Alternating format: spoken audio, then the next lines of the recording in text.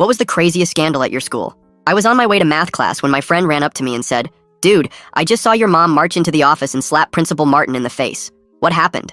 I dropped my textbook and sprinted down the hallway toward the main office, where a crowd was already gathering. And I could hear my mother screaming while Principal Martin was shouting back that she'd assaulted him and he was calling the police. When I pushed through the crowd, I saw my mother standing there, with her face bright red and her hands shaking while Principal Martin held a tissue to his bloody nose, and the secretary was on the phone calling for security. "Mom, what are you doing?" I asked, mortified as everyone had their phones out recording. "Your principal put hidden cameras in the girls' locker rooms," my mother announced loud enough for everyone to hear, and the entire crowd went silent.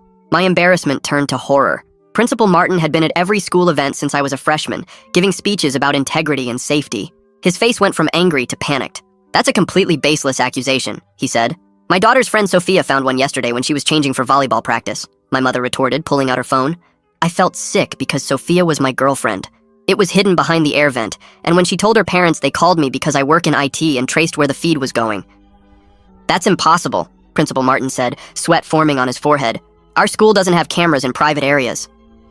"These weren't school cameras," my mother said, showing her phone screen to the growing crowd of students and teachers. "These were tiny wireless cameras that connected to a private server, and guess whose office computer was the only device with access to that server?"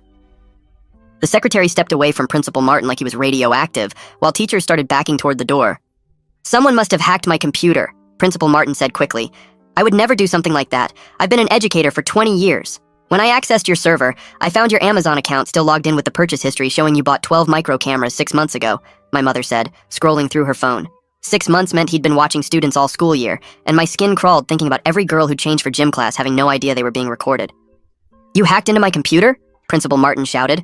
"That's illegal! What's illegal is recording minors changing clothes," my mother shot back, and several teachers started shouting while trying to get students out of the office.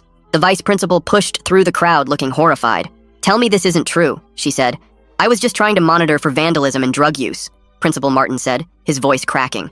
"In the girls' locker room?" the vice principal asked. "By hiding cameras behind vents?" "I was trying to protect the students," Principal Martin said desperately.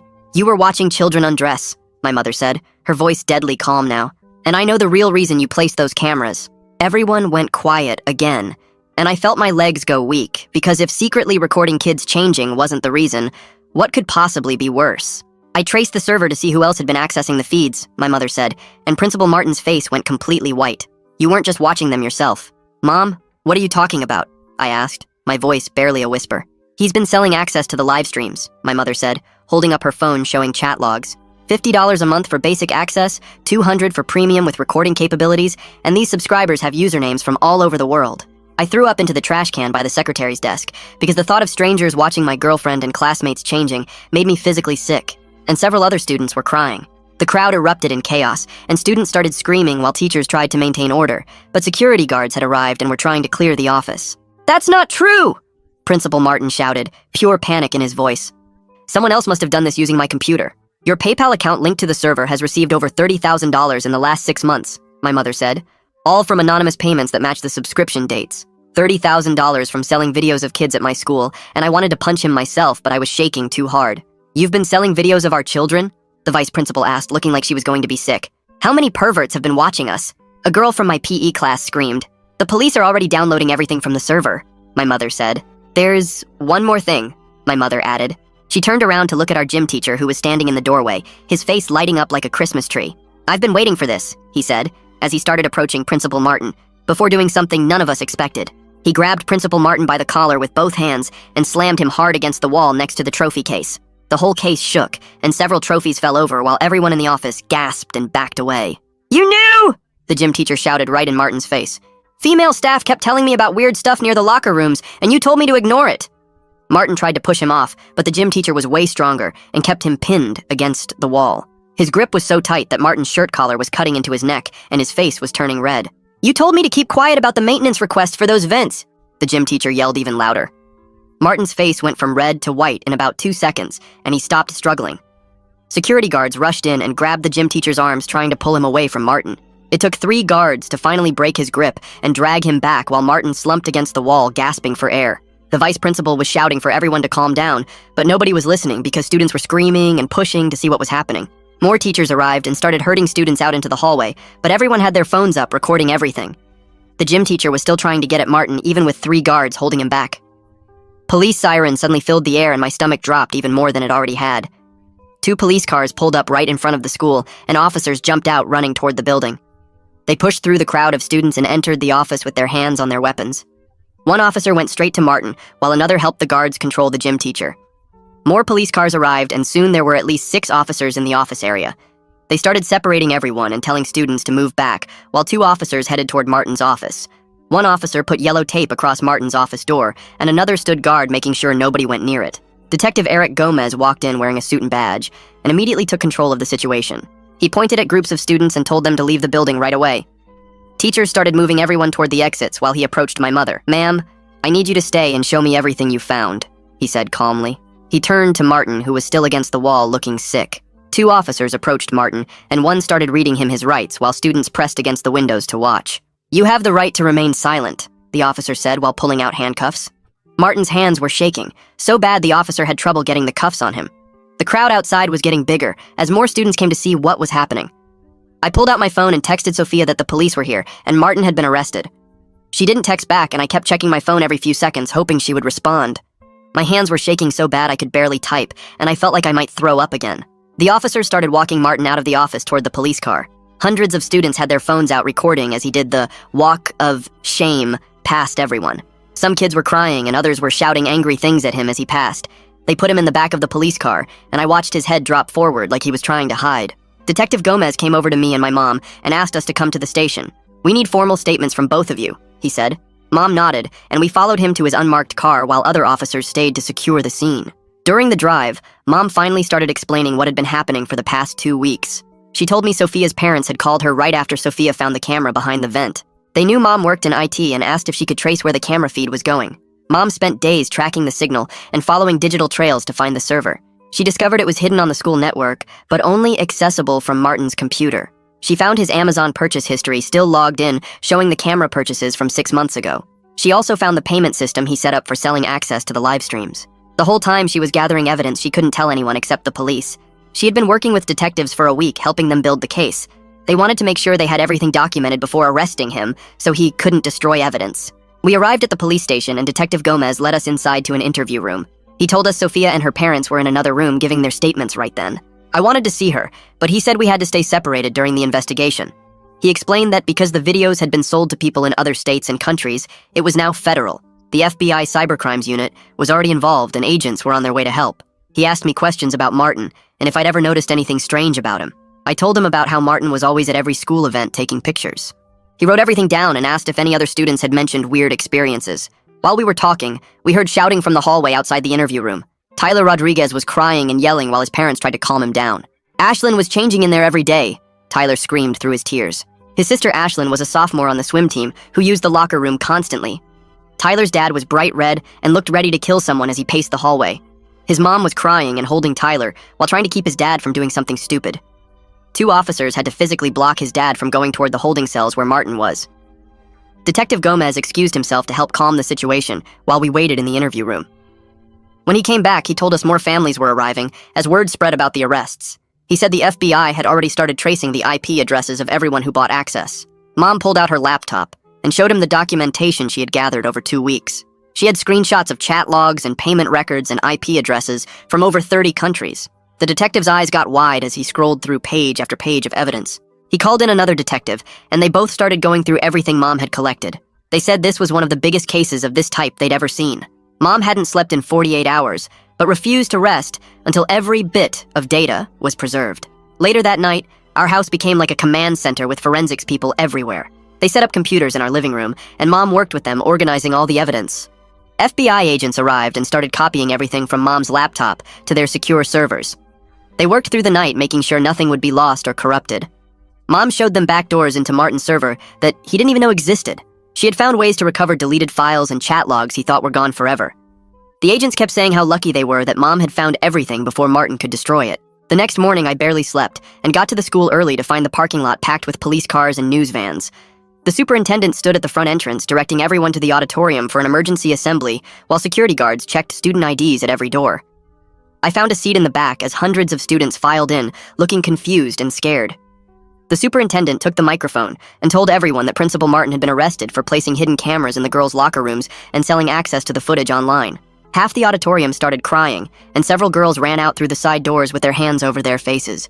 She promised the district would cooperate fully with law enforcement and bring in extra counselors to help students process what happened.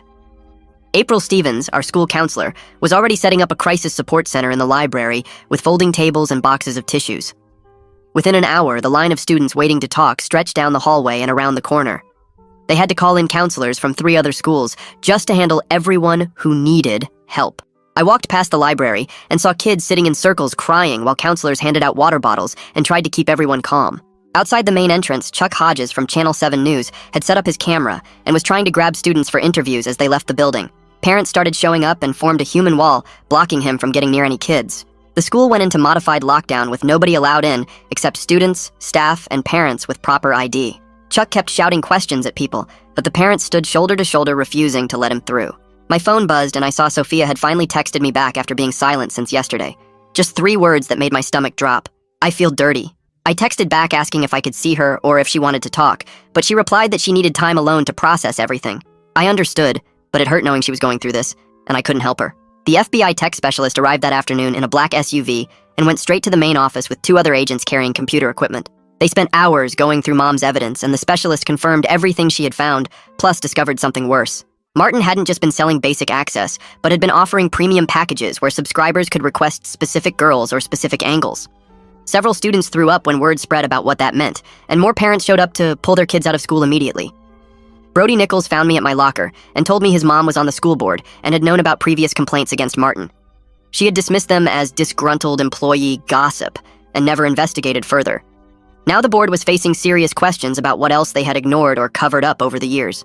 3 more girls came forward that day, saying they had noticed their gym clothes moved around in their lockers or items going missing. One girl said her sports bra disappeared twice, and she thought she was just being forgetful.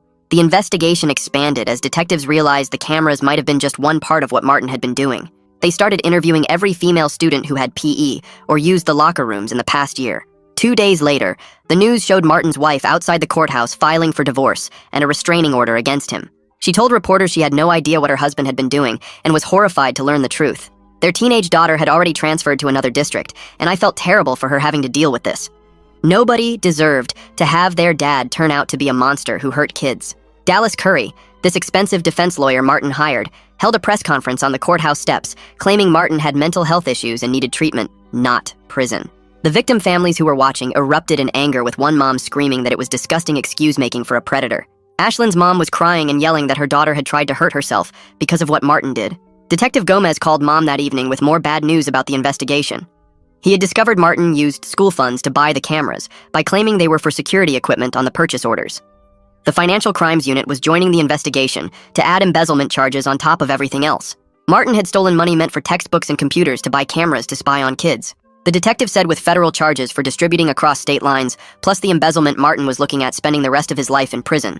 Mom hung up the phone and just sat at the kitchen table staring at nothing while I made her eat something since she hadn't had a real meal in days. The whole town was talking about the scandal, and every day brought new horrible details about what Martin had done. Parents were organizing meetings to demand answers from the school board about how this could have happened for 6 months without anyone noticing. Students were walking around school like zombies, nobody could focus on classes, and teachers didn't even try to give real lessons. Everyone was just trying to get through each day, while the investigation kept expanding, and more victims kept coming forward with stories about Martin that made everyone sick. The school called an emergency parent meeting for that Thursday night, and the gym was packed with angry parents demanding answers about how this could happen for 6 months without anyone knowing. I sat in the back row with Mom while parents took turns screaming at the school board members who looked like they wanted to disappear into the floor. Alexa Pritchard stood up halfway through and announced she was organizing a lawsuit against the whole school district for failing to protect our kids. The room erupted, with some parents yelling that lawsuits would just hurt the school more, while others shouted that the district needed to pay for letting this happen.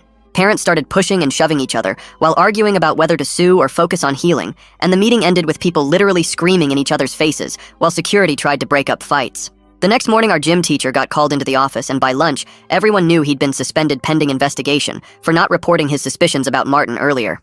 He pulled me aside after school looking defeated and told me he'd tried to document weird things he noticed, like Martin hanging around the girls' locker room. But when he brought it up to the vice principal, she threatened to fire him for spreading rumors about the principal. He showed me emails he'd saved where she told him to mind his own business unless he wanted to find himself looking for a new job.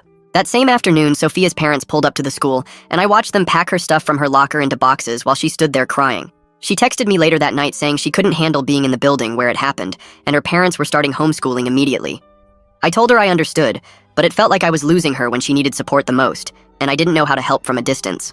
3 days later, the news announced that Assistant DA Michaela Brady was taking over the case and charging Martin with 47 counts, including production of child pornography. She held a press conference explaining that each count carried up to 20 years in prison, which meant Martin could get 940 years total and would definitely die behind bars.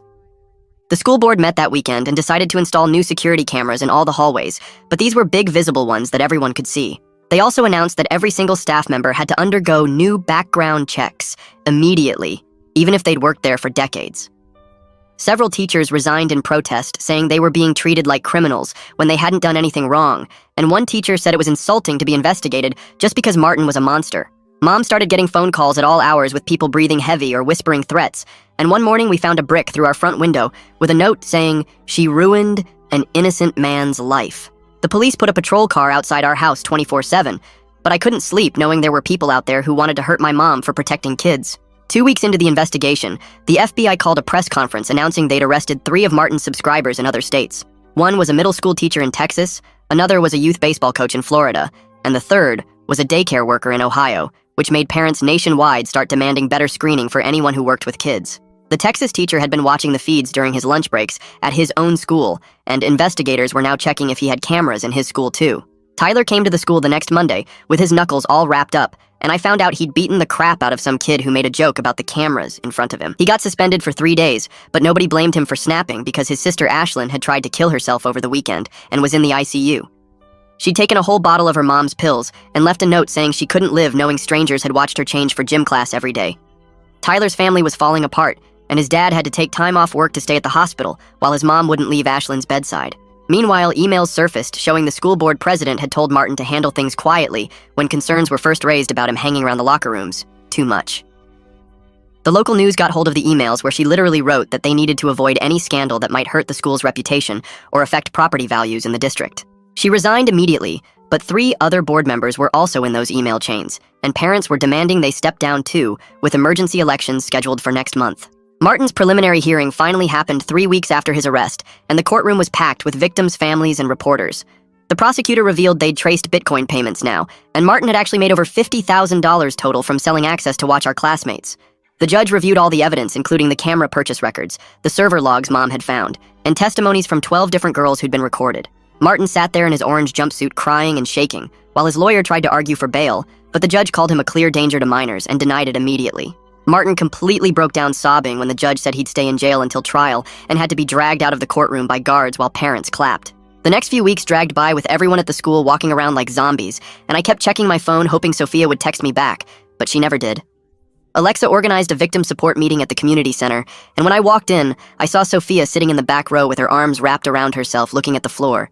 I tried to catch her eye, but she wouldn't look up, and when Alexa started talking about healing and moving forward, Sophia just stared at her hands folded in her lap. Other girls were crying and hugging each other, but Sophia sat there like a statue, and when the meeting ended, she got up fast and headed for the door. I followed her out calling her name, but she walked faster, and when I touched her shoulder, she pulled away and kept walking to her mom's car without saying a word. The IT specialist called Mom the next day, saying he'd found something huge on Martin's computer and needed her to come to the station right away. When she got back, she looked sick and told me Martin had been planning to help 2 other principals install cameras in their schools, and they'd already ordered the equipment.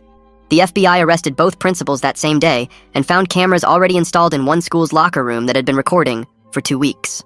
Mom had to testify before the grand jury, and she was gone for 6 hours while I sat in the courthouse hallway, playing games on my phone, trying not to think about what they were asking her. She came out looking exhausted with dark circles under her eyes, but she grabbed my shoulders and said they had everything they needed to put Martin away for life. The next Monday, over 500 students walked out of class, demanding the rest of the school board resign for ignoring warnings about Martin. We marched to the district office chanting and holding signs while news crews filmed everything, and this time the adults actually listened instead of telling us to go back to class. 3 more board members announced they were stepping down by the end of the day, and the superintendent promised new safety rules would be in place within a week. That night, Martin's mother went on the news claiming my mom had hacked into her son's computer and planted all the evidence to frame him. Mom's lawyer sent her a letter the next morning, saying if she kept lying about us on TV, they'd sue her for everything she had. The gym teacher came back to work after investigators proved he'd tried to report Martin 3 times, but got threatened with losing his job each time. He stood in the hallway between classes with tears in his eyes, telling every girl who walked by that he was sorry he didn't do more to protect them. Some girls hugged him and said it wasn't his fault, but others just walked past without looking at him. I was eating lunch alone when my phone buzzed with a long text from Sophia that made my hands shake as I read it. She said she couldn't be with me anymore because every time she looked at me, she thought about what happened and she needed space to heal without any reminders of that day. I texted back that I understood and would wait as long as she needed, even if that meant forever, but she never responded. 3 months after everything started, Martin finally went to court and shocked everyone by pleading guilty to all charges to avoid going to trial. The judge gave him 35 years in federal prison, and victims didn't have to testify, which made some families happy, but others wanted their chance to face him in court. The school started making every teacher and staff member go to training about spotting predators and how to report concerns without fear of getting fired. They also brought in people to teach us students about body safety and speaking up if something felt wrong, even if it was a teacher or principal doing it. Tyler texted me that his family was moving to Colorado because Ashlyn had tried to kill herself again and needed special treatment at a place that dealt with trauma. He said she was getting better slowly, but they couldn't stay here, with all the memories and reminders everywhere they looked. The moving truck pulled up to their house on a Saturday, and I helped Tyler carry boxes while his mom cried, and his dad kept his jaw clenched tight.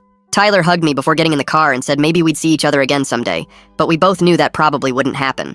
Ashlyn waved at me from the back seat, looking thin and pale, but she managed a small smile, which was more than I'd seen from her in months. Chuck showed up at our house 2 weeks later with a big envelope and a weird look on his face, telling Mom he'd won some journalism award for his coverage of the Martin case. He stood in our doorway holding the check for $5,000 and said he was donating all of it to the victim support fund that Alexa had set up. Mom started crying and hugged him right there on our porch while I watched from the kitchen, thinking about how everyone hated him at first for putting our story on TV, but now families were thanking him. The same afternoon, Mom got 3 different phone calls from tech companies wanting to hire her after reading about how she'd caught Martin through his server. She paced around the living room talking to recruiters from companies I'd only seen in commercials, and they were offering her crazy money to help protect other schools. One company wanted her to fly out to California next week for an interview. Another said they'd double her current salary, and the third one offered to let her work from home designing safety systems for schools nationwide. She took the third job and spent the next month building software that could detect hidden cameras and suspicious network activity.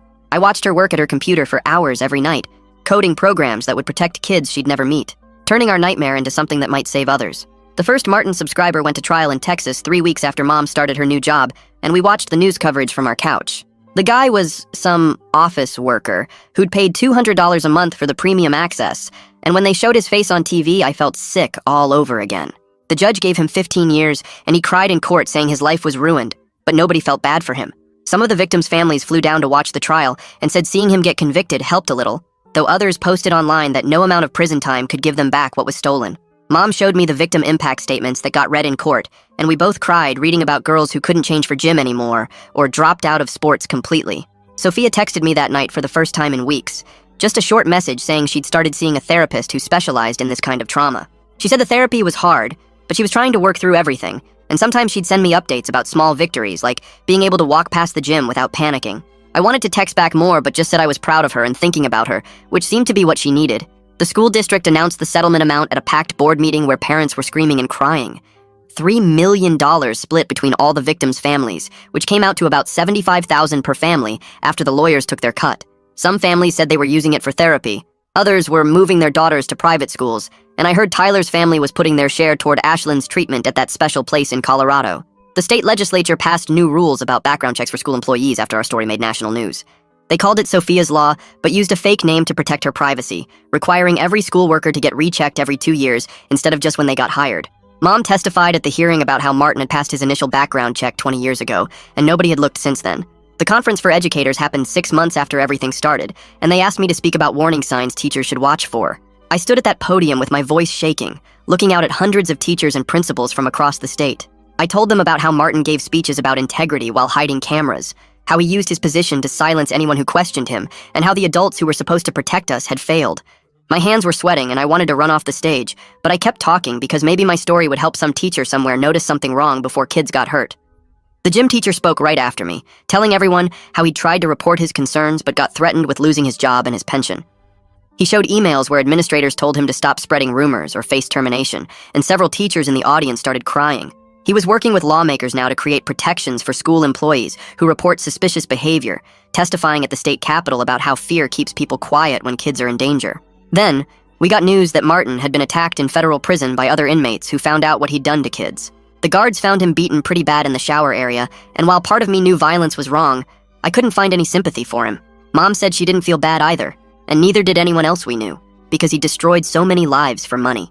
Mom and I started seeing a family therapist together to deal with everything that had happened, and the guilt she carried about not catching Martin sooner. The therapist was this older woman who kept reminding Mom that she'd saved countless future victims by exposing him when she did, but Mom still blamed herself for not knowing sooner. We went every Thursday afternoon and slowly started processing all the trauma and anger we'd been carrying around for months. The therapy helped, but life kept moving forward, and one Tuesday morning a filmmaker called our house asking if Mom would talk about what happened for a documentary. She listened to him explain how other schools had similar problems, but nobody knew the warning signs, and after thinking about it for a few days, she agreed to do it if they kept her face hidden. The film crew came to our house with cameras and lights, and Mom sat in shadow telling them everything about finding the cameras and tracing the feeds while I watched from the kitchen doorway. They interviewed other parents too, and the detective and even some teachers who said they wished they'd noticed something was wrong sooner.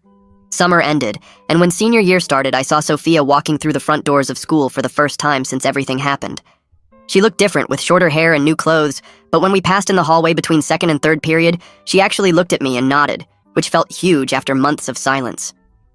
The new principal they hired was this younger woman who immediately started making changes, including putting up locked boxes where kids could drop anonymous notes about anything that worried them. Within the first month, 2 kids reported a teacher who was being weird with female students, and another reported drug dealing in the parking lot, and both problems got fixed fast. Detective Gomez showed up at our house one evening in October with good news about the investigation. He sat at our kitchen table showing Mom papers about 12 more arrests they'd made in different countries, including some guy in Germany who had thousands of videos from our school. Mom's work documenting everything had made it possible to track these people down and prosecute them when normally these cases fell apart from lack of evidence. Spring came, and graduation got closer, and the school asked Sophia if she wanted to speak at the ceremony, which surprised everyone since she'd barely been back a full year.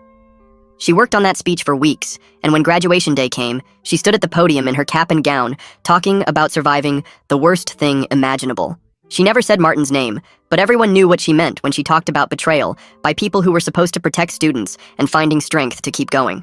People were crying, including teachers and parents, and when she finished, the whole gym stood up clapping for like 5 minutes straight. The next week, the school board voted to remove Martin's name from everything in the building, including the achievement wall and the trophy case where he'd won educator awards. They held this ceremony where they literally took down every plaque with his name, and the new principal gave a speech about the school belonging to students, not predators. The maintenance guy spent a whole day scraping his name off the parking spot sign and the conference room door, and anywhere else it appeared. Mom got invited to City Hall the following month, where the mayor gave her this Community Hero Award in front of news cameras and a big crowd. She tried to refuse it at first, but the mayor insisted, and when Mom accepted it, she said it really belonged to all the kids who survived and the people who believed them when they spoke up. I was working on college applications and decided to write my main essay about everything that happened and what it taught me about standing up when systems fail. The admissions counselor from state called our house personally to tell me it was one of the most powerful essays she'd ever read, and they wanted me in their criminal justice program. Around the same time, Sophia texted me for the first time in months just to say she'd gotten into college too and was going to study to become a victim's advocate. We weren't getting back together and would be at different schools 3 hours apart, but knowing we were both moving forward with our lives felt good. Then, in late July, we got the call we'd been waiting for when the FBI agent told us the last of Martin's subscribers had been convicted in federal court. This guy in Texas got 15 years, and with him done, all the criminal cases were finally closed, and the agent said our case had helped them develop new software to catch predators online. The whole thing had taken over a year from when Mom first slapped Martin to when the last creep went to prison, but at least it was finished and kids were safer because of what Mom did. A year after everything started, the school held this big healing ceremony in the gym where victims could share their stories if they wanted. The new principal set up chairs in a circle, and about 200 people showed up, including students and parents and teachers. Sophia stood up first, and her hands were shaking, but she talked about finding the camera and how it changed her life forever. 3 other girls spoke after her, and each story made people cry harder than the last one. The younger students in the audience looked shocked, but also more aware of what to watch for. Mom had been working non-stop since the trial ended, and her new safety protocols got picked up by 30 schools across the state. She showed me a folder full of letters from administrators, thanking her for helping protect their students. Each letter helped ease the guilt she carried about not catching Martin sooner, even though it wasn't her fault. I started college that fall and joined this group that worked on campus safety initiatives right away. During our first meeting, I told them about what happened at my high school, and everyone went quiet. The group leader said, "My experience gave me credibility that could help push for better protections and reporting systems." We spent weeks developing an anonymous reporting app that students could use if they felt unsafe. Winter break came, and there was this victim support conference downtown that Alexa had organized. I walked in and saw Sophia sitting at a table near the back, looking healthier than she had in months. She was actually laughing with another girl, and when she saw me, she waved me over. We got coffee from the lobby and talked for an hour about our futures and what we were studying. She was stronger now, and even though we weren't getting back together, it felt good to see her healing. That same week, Tyler messaged me out of nowhere with an update about his sister. Ashlyn had started community college and was doing way better after months of treatment. Their family found peace in a new city where nobody knew their story and could start fresh. He thanked me for being there during the darkest time when his family was falling apart. Mom got called to the state capitol the next month to meet with legislators about her detection software. They wanted to make it available free to all schools using state funding, which would protect millions of kids. The meeting lasted 3 hours, and when she came out, they'd agreed to fund the whole thing. Martin's evil had somehow led to protecting kids nationwide, which felt like the only good thing to come from all this pain. 2 years after Martin's arrest, the school held a memorial ceremony where survivors planted a garden behind the gym. They brought in all these trees and flowers, and each victim got to plant something if they wanted. Sophia helped plant the centerpiece tree, and seeing her smile while digging in the dirt showed how far we'd all come. The garden would grow bigger every year, just like the survivors were growing stronger from what they'd been through. I chose to study cybersecurity in college because of everything Mom had done to catch Martin and his subscribers. My professors knew about our case and sometimes asked me to speak to their classes about online safety. Every predator we learned to catch in our coursework felt like honoring what the victims at my school had survived. The trauma we endured had become purpose, and that purpose drove me to specialize in protecting kids online. Thanks for sticking with me through all my questions and wonderings. It's always so interesting exploring this stuff together. Until we meet again, take care. Subscribe for more content like this.